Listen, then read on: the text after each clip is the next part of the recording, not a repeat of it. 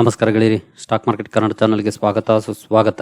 ಗೆಳೆಯರಿ, ವಿಡಿಯೋದಲ್ಲಿ ಇವತ್ತು ಭರ್ಜರಿ ರ್ಯಾಲಿ ಕಂಡು ಬಂದಂತಹ ಒಂದು ಡಿಫೆನ್ಸ್ ಸ್ಟಾಕ್ ನ ಬಗ್ಗೆ ಕವರ್ ಮಾಡ್ತಾ ಇದ್ದೀನಿ. ನಿಮ್ಗೆ ಈಗಾಗಲೇ ಗೊತ್ತಾಗಿದೆ ಅಂದ್ಕೊಳ್ತೀನಿ ಯಾವ ಸ್ಟಾಕ್ ಬಗ್ಗೆ ನಾನು ಕವರ್ ಮಾಡ್ತಿದ್ದೀನಿ ಅಂತ.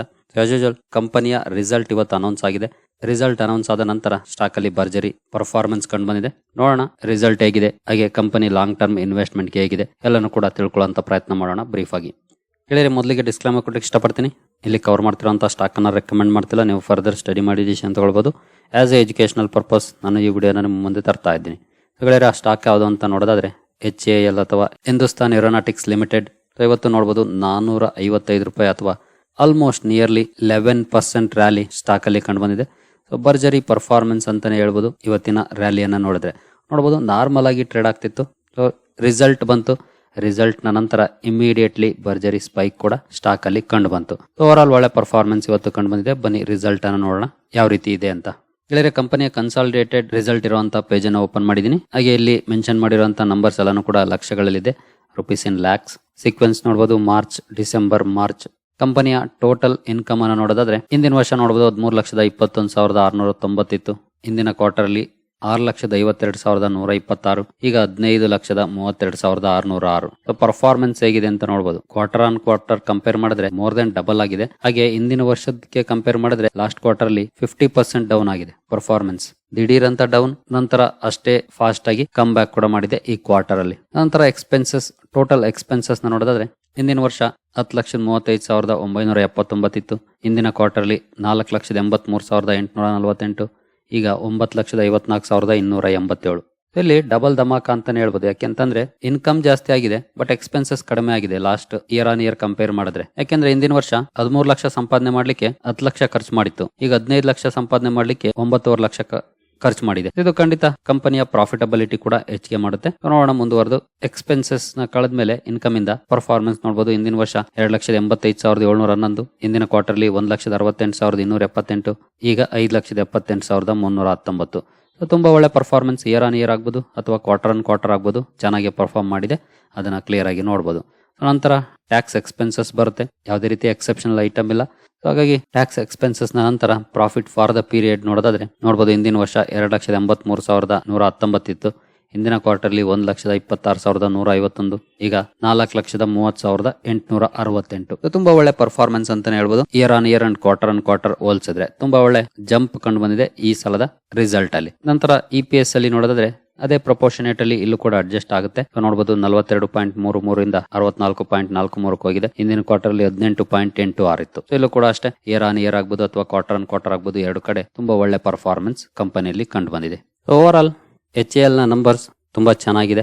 ಹಾಗಾಗಿ ಸ್ಟಾಕ್ ಅಲ್ಲೂ ಕೂಡ ಈ ರೀತಿ ರಿಯಾಕ್ಷನ್ ಇವತ್ತು ನೋಡ್ಲಿಕ್ಕೆ ಸಿಕ್ಕಿರೋದು. ಹಾಗೆ ನೀವು ಹೆಡ್ಲೈನ್ ಗಳನ್ನ ಕೂಡ ನೋಡಬಹುದು. ನೆಟ್ ಪ್ರಾಫಿಟ್ ರೈಸಸ್ 52%, 4,308 ಕೋಟಿಗೆ ತಲುಪಿದೆ ಕಂಪನಿಯ ನೆಟ್ ಪ್ರಾಫಿಟ್. ಜೊತೆಗೆ ನಿನ್ನೆ ಕೂಡ ಈ ಸ್ಟಾಕ್ ಅನ್ನ ಕವರ್ ಮಾಡಿದ್ದೆ ನಾನು. UBS ಅವರು ಟಾರ್ಗೆಟ್ ಅನ್ನ ಜಾಸ್ತಿ ಮಾಡಿದ್ದಾರೆ ಅಂತ. ಸ್ಟಾಕ್ ಅಲ್ಲೂ ಕೂಡ ಒಳ್ಳೆ ಪರ್ಫಾರ್ಮೆನ್ಸ್ ಬಂದಿತ್ತು. ಇವತ್ತು ರಿಸಲ್ಟ್ ಕೂಡ ಚೆನ್ನಾಗಿ ಕಂಡು ಬಂತು. ಹಾಗಾಗಿ ಇವತ್ತು ಕೂಡ ಭರ್ಜರಿ ರ್ಯಾಲಿ ಸ್ಟಾಕ್ ಅಲ್ಲಿ ಕಂಡು ಬಂತು. ಹಾಗೆ ಕಂಪನಿ ಬಗ್ಗೆ ನಾವು ಒಂದಷ್ಟು ವಿಚಾರವನ್ನು ತಿಳ್ಕೊಳ್ಳೋದಾದ್ರೆ 3 ಲಕ್ಷ ಕೋಟಿ ಮಾರ್ಕೆಟ್ ಕ್ಯಾಪ್ ಇರುವಂತಹ ಕಂಪನಿ. ಲಾಸ್ಟ್ 1 ಇಯರ್ ಪರ್ಫಾರ್ಮೆನ್ಸ್ ಅನ್ನು ನೋಡಿದ್ರೆ ಆಲ್ಮೋಸ್ಟ್ 200% ರಿಟರ್ನ್ಸ್ ಅನ್ನು ಕೊಟ್ಟಿದೆ. 5 ಇಯರ್ಸ್ ಅಲ್ಲಿ ಪರ್ಫಾರ್ಮೆನ್ಸ್ ನೋಡಬಹುದು 1,357. ಹಾಗೆ ಮ್ಯಾಕ್ಸಿಮಮ್ ಪರ್ಫಾರ್ಮೆನ್ಸ್ ಕೂಡ ನೋಡಬಹುದು.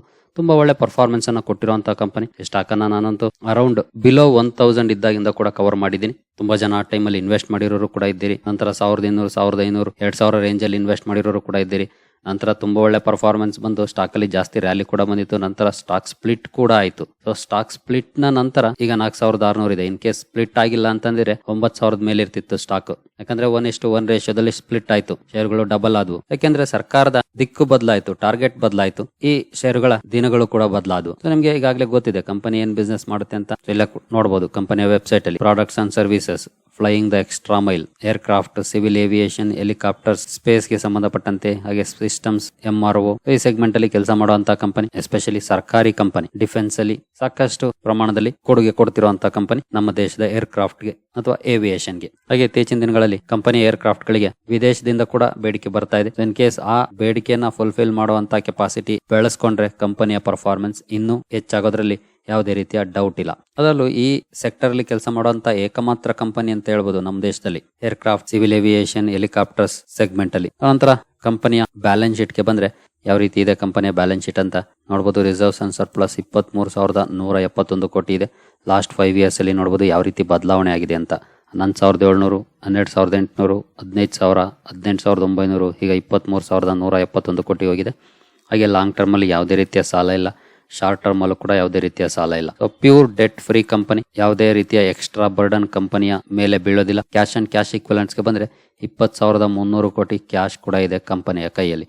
ಸೊ ಕ್ಯಾಶ್ ರಿಚ್ ಕಂಪನಿ, ಸಾಲದ ಅವಶ್ಯಕತೆ ಖಂಡಿತ ಬೀಳೋದಿಲ್ಲ ಇಷ್ಟೊಂದು ಕ್ಯಾಶ್ ಅನ್ನ ಇಟ್ಕೊಂಡಿರುವಂತಹ ಕಂಪನಿಗೆ. ಇನ್ ಕೇಸ್ ಕೆಪಾಸಿಟಿ ಎಕ್ಸ್ಪಾನ್ಷನ್ ಅನ್ನ ಮಾಡ್ಕೊಳ್ಳಿಕ್ಕೆ ಹೊರಟಿದೆ ಅಂತ ಅಂದ್ರೂ ಕೂಡ ಅದಕ್ಕೆ ಗವರ್ನಮೆಂಟ್ ಇಂದ ಫಂಡಿಂಗ್ ಬರುತ್ತೆ. ಸೊ ಸಾಲದ ಅವಶ್ಯಕತೆ ಸದ್ಯಕ್ಕಂತೂ ಈ ಕಂಪನಿಗೆ ಕಾಣೋದಿಲ್ಲ. ಸೊ ಒಳ್ಳೆ ರಿಸರ್ವ್ಸ್ ಇದೆ, ಒಳ್ಳೆ ಕ್ಯಾಶ್ ಇದೆ, 5 ಸ್ಟಾರ್ ಬ್ಯಾಲೆನ್ಸ್ ಶೀಟ್ ಅಂತ ಹೇಳ್ಬೋದು ಕಂಪನಿಯ ಬ್ಯಾಲೆನ್ಸ್ ಶೀಟ್ ಅನ್ನ ನೋಡಿದ್ರೆ.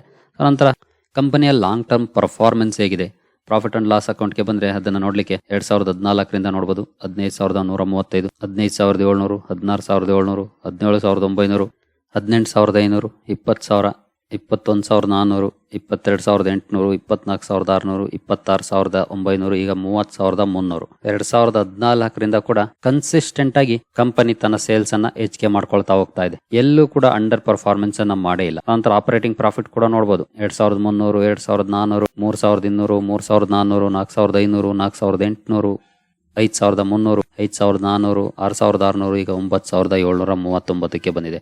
ನಂತರ ನೆಟ್ ಪ್ರಾಫಿಟ್ ಅನ್ನು ನೋಡಿದರೆ 2,388 ಕೋಟಿ, ನಂತರ 1,998, 2,600, 1,987, 2,300, 2,800, 3,200 ಕೋಟಿ, ನಂತರ 5,086 ಕೋಟಿ, 5,800 ಕೋಟಿ, ಈಗ 7,595 ಕೋಟಿ ತಲುಪಿದೆ. ಇಲ್ಲಿ ಸ್ವಲ್ಪ ವೇರಿಯೇಷನ್ಸ್ ಆಯ್ತು ಅಪ್ ಟು 2018ವರೆಗೂ. ಬಟ್ 19ರ ನಂತರ ನೋಡಬಹುದು ಕನ್ಸಿಸ್ಟೆಂಟ್ ಆಗಿ ಕಂಪನಿ ತನ್ನ ನೆಟ್ ಪ್ರಾಫಿಟ್ ಅನ್ನು ಕೂಡ ಜಾಸ್ತಿ ಮಾಡ್ಕೊಳ್ತಾನೆ ಹೋಗ್ತಾ ಇದೆ. ರಿಟರ್ನ್ ಆನ್ ಇಕ್ವಿಟಿ ನೋಡಿದ್ರೆ ಅಪ್ ಟು 5 ಇಯರ್ಸ್ ನಿಯರ್ಲಿ 30 ಇದೆ, 10 ಇಯರ್ಸ್ ಅಲ್ಲಿ 23% ಇದೆ. CAGR ಅಂತೂ ತುಂಬಾ ಚೆನ್ನಾಗಿದೆ, ಯಾಕಂದ್ರೆ ಇತ್ತೀಚಿನ ಒಳ್ಳೆ ರ್ಯಾಲಿ ಮೂಲಕ ಈ ನಂಬರ್ಸ್ ತುಂಬಾ ಒಳ್ಳೆ ಇಂಪ್ರೂವ್ ಆಗಿದೆ. 1 ಇಯರ್ ಅಲ್ಲಿ 193, 3 ಇಯರ್ಸ್ ಅಲ್ಲಿ 109, 5 ಇಯರ್ಸ್ ಅಲ್ಲಿ 71%.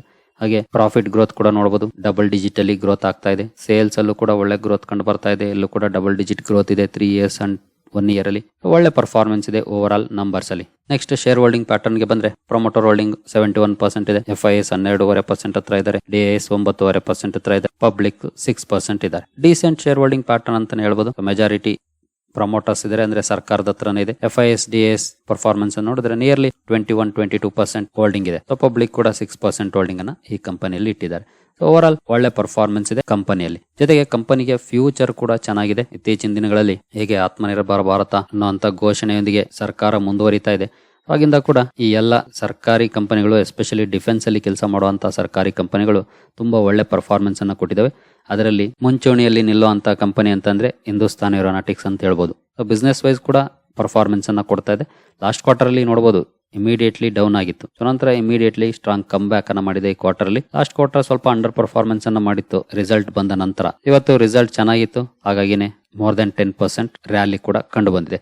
ಓವರ್ ಆಲ್ ಒಳ್ಳೆ ಪರ್ಫಾರ್ಮೆನ್ಸ್ ಇದೆ. ಲಾಂಗ್ ಟರ್ಮ್ ಗೆ ಇನ್ವೆಸ್ಟ್ ಮಾಡೋರು ಖಂಡಿತ ಕಂಪನಿಯನ್ನ ಸ್ಟಡಿ ಮಾಡಬಹುದು. ಬಟ್ ಇಲ್ಲಿ ಇರುವಂತಹ ಒಂದೇ ಒಂದು ಹಾರ್ಡಲ್ ಏನಂತಂದ್ರೆ ಎಲೆಕ್ಷನ್ಸ್ ರಿಸಲ್ಟ್ ಅನ್ನ ನೋಡಿ ಡಿಸೈಡ್ ಮಾಡಿ. ಇನ್ ಕೇಸ್ ರಿಸ್ಕ್ ತಗೊಳಕ್ ರೆಡಿ ಇರೋರು ಖಂಡಿತ ಇವಾಗ್ಲೂ ಡಿಸೈಡ್ ಮಾಡಬಹುದು. ಕಂಪನಿಯನ್ನ ಸ್ಟಡಿ ಮಾಡಿ, ರಿಸ್ಕ್ ಬೇಡ ಅನ್ನೋರು ಆಸ್ ಯೂಶುವಲ್ 4th ಜೂನ್ ವರೆಗೂ ವೈಟ್ ಮಾಡಬಹುದು. ನೀವು ಯಾವುದೇ ಸರ್ಕಾರಿ ಕಂಪನಿಯಲ್ಲಿ ಇನ್ವೆಸ್ಟ್ ಮಾಡಿ, ಇದೇ ಸ್ಟ್ರಾಟಜಿಯನ್ನು ಅಪ್ಲೈ ಮಾಡಿ ಡಿಸೈಡ್ ಮಾಡಿ.